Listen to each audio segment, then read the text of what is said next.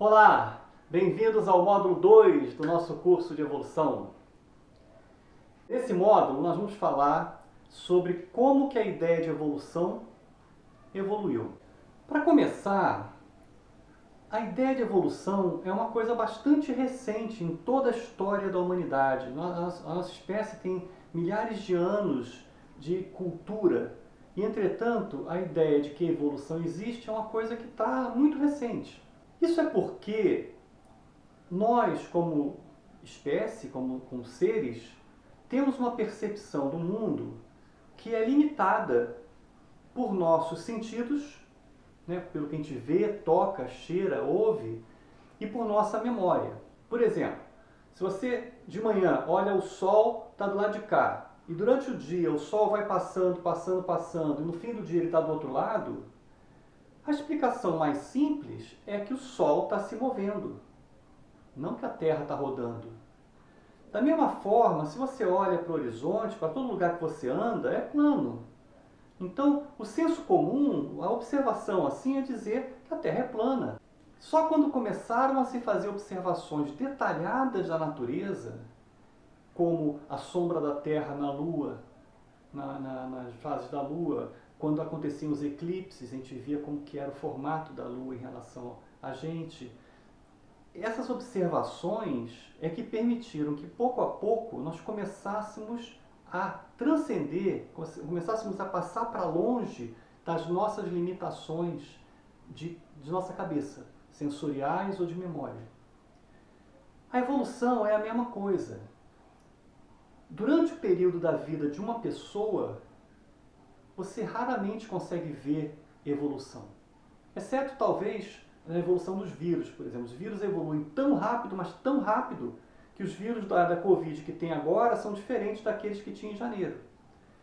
Mas isso é porque eles reproduzem muito, com uma taxa de mutação muito alta. Mas tirando essas coisas, olhando as coisas em geral, eu vou olhar o gatinho que eu tinha quando eu era criança e o gatinho que eu tenho agora são iguais, não mudou nada. Então, as pessoas acreditavam que as coisas não mudavam. E foi assim durante quase toda a história da humanidade. Então, como que a gente chegou a descobrir que evolução existe? Os objetivos desse módulo são discutir como que a gente descobriu que evolução existia e como que foi gerada uma explicação sólida, concreta para essa evolução.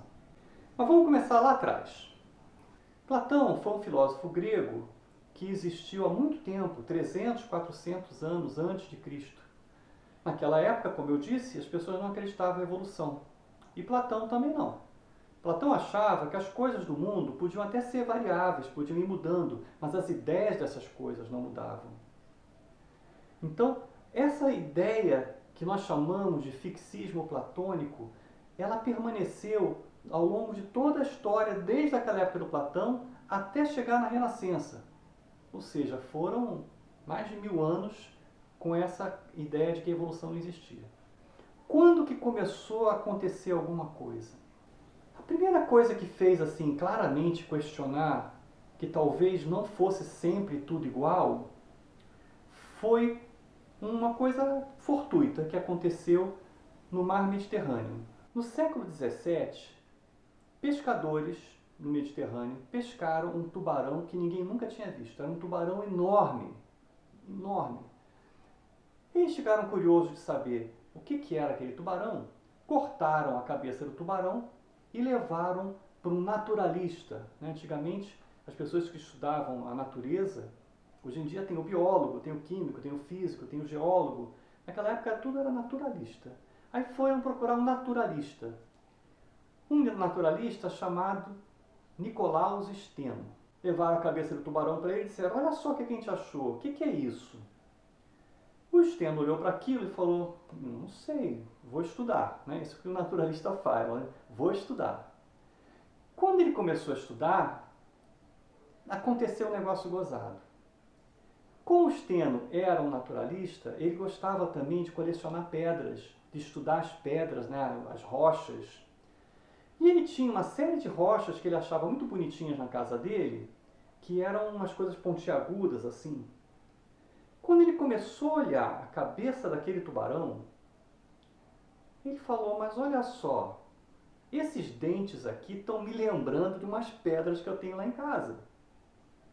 Aí ele foi olhar e, de fato, quando ele comparava os dentes do tubarão com as pedras, eles eram idênticos, praticamente idênticos. E ele falou, mas isso aqui são pedras, não são ossos. E aí ele falou, pode ser que isso antigamente era um dente de verdade e por algum processo virou uma pedra, virou um fóssil. Então ele descobriu os fósseis.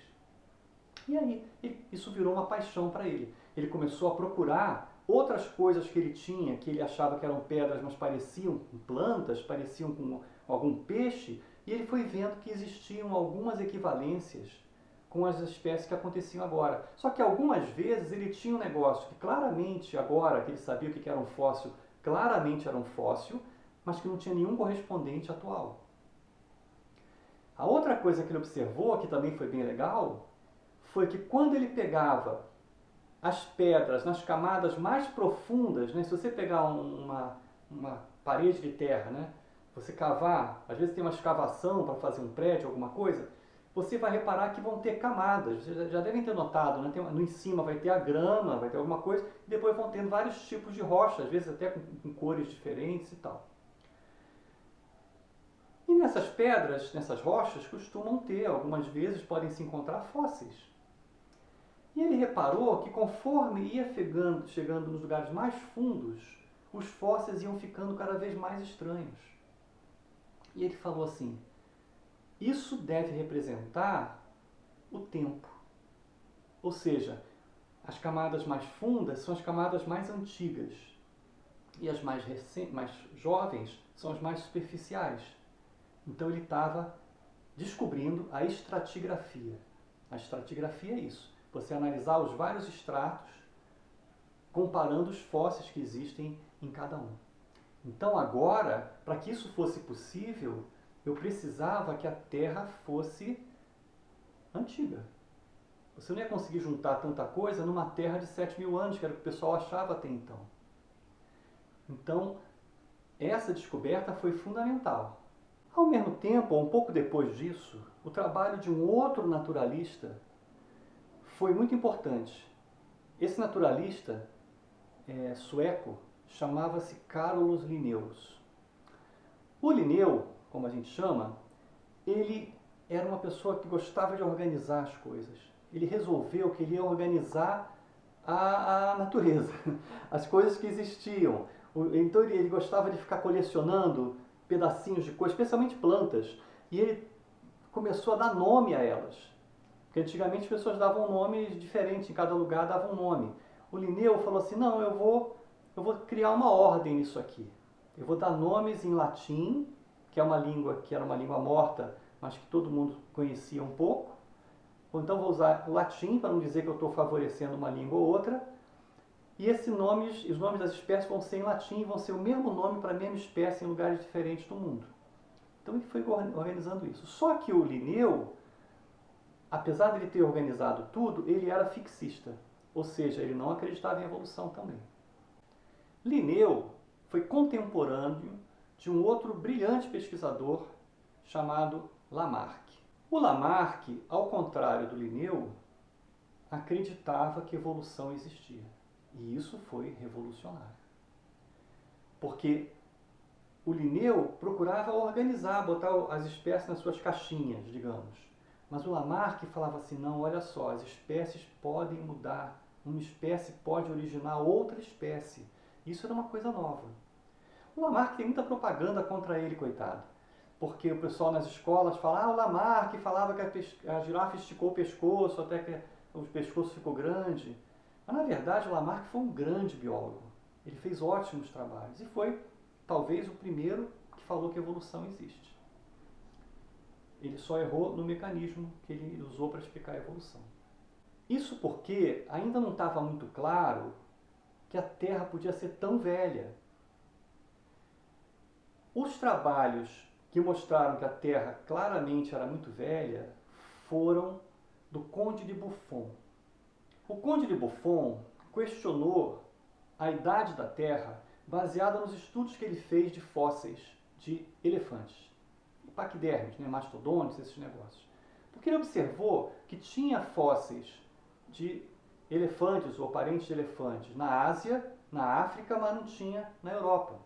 Então ele falou assim, na Europa só se observavam fósseis. E ele falou assim, então para poder ter tido essa ligação entre África e Ásia, a Terra tem que ser muito mais antiga. Então ele começou a empurrar a idade da Terra para trás. Ele falou que a Terra devia ter alguns milhões de anos. O que hoje em dia a gente sabe que é pouquíssimo. Na Terra tem 4,5 bilhões de anos. Mas já era alguma coisa, era melhor do que 7.000. Então agora você já tinha a ideia de que fósseis existem, de que fósseis mais antigos são encontrados mais abaixo na estratigrafia, de que evolução deve existir, como Lamarck falou, e que a Terra deve ser muito antiga. Uma outra pessoa muito importante nesse processo foi Cuvier. Cuvier foi um naturalista francês, um dos fundadores da paleontologia moderna. A paleontologia é o estudo das espécies do passado. E ele estabeleceu que extinção era uma coisa comum.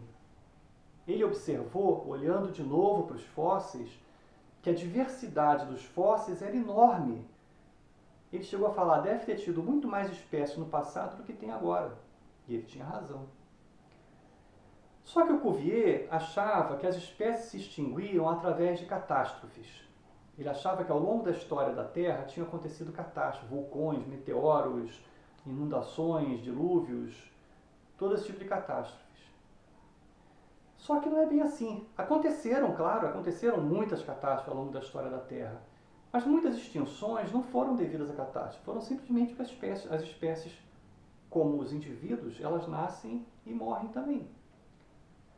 A pessoa que falou que não eram catástrofes, que concordava com Cuvier de que havia extinções, mas não eram por causa de catástrofes, foi o paleontólogo inglês Charles Lyell. O Charles Lyell, olhando para o registro fóssil, olhando para a evolução com mais detalhe dos vários fósseis, ele falou assim, não, olha só, existe um certo uniformitarismo, as coisas vão mudando devagarzinho, não é com catástrofes. Então ele propôs que o Cuvier estava certo, que tinha extinções, mas que não era por causa de catástrofes, era por conta de um processo natural, muito tempo. Então cada pesquisador, olhando as evidências, um por cima do outro, né, uma evidência em cima da outra, foi cada vez empurrando a idade da Terra para trás, dizendo que a Terra é muito mais antiga do que a gente pensa. Então agora nós já temos uma história que está sendo construída. Já sabemos que os fósseis foram seres vivos no passado, que a Terra é muito antiga, já aconteceram muitas extinções e que existe uma coisa uniforme ao longo da evolução. Então, e que evolução existe, né, que o Lamarck tinha falado. Então você já tem todo o pacote completo para poder dizer evolução existe. O que faltava agora era explicar como que a evolução funciona.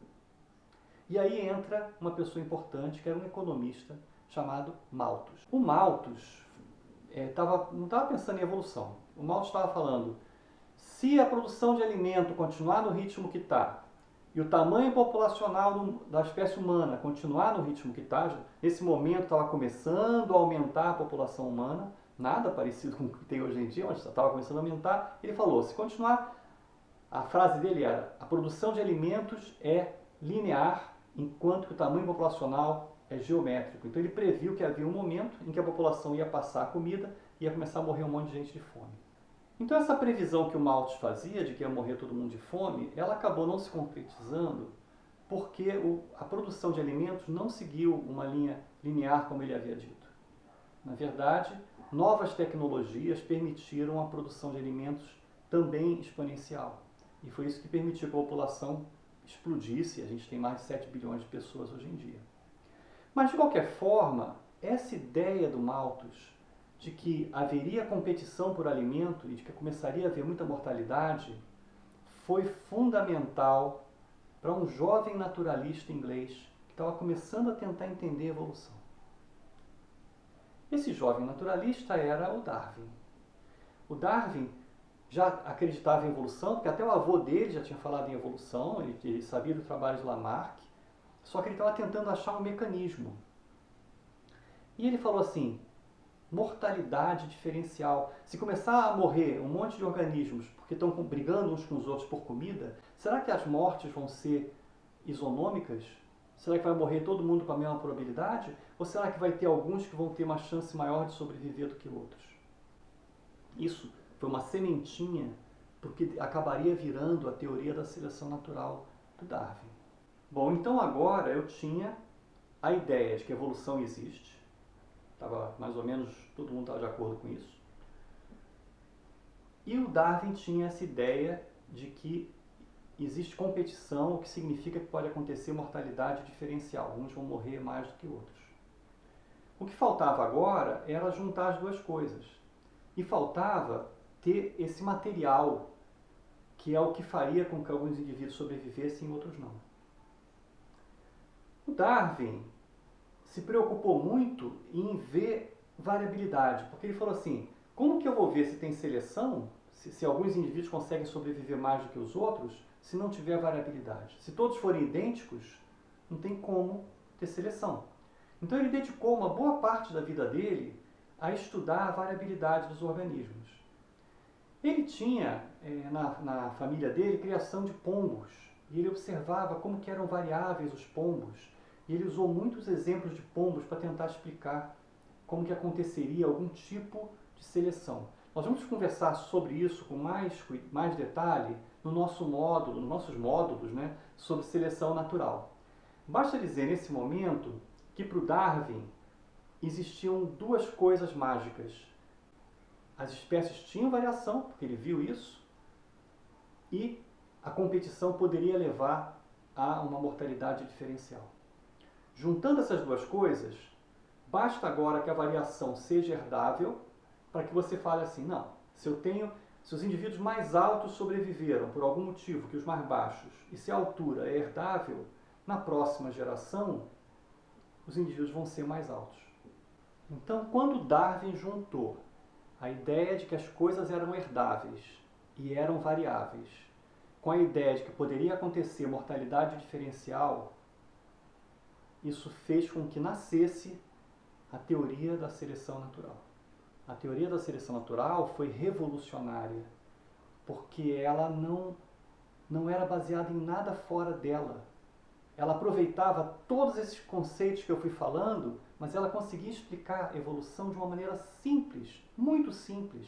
O livro dele esgotou nas livrarias no dia seguinte que foi lançado, de tão revolucionário que era. Então, olha que legal, nós temos então uma linda história de amor, nós chegamos ao momento em que, começando com o senso comum que dizia que não existia evolução,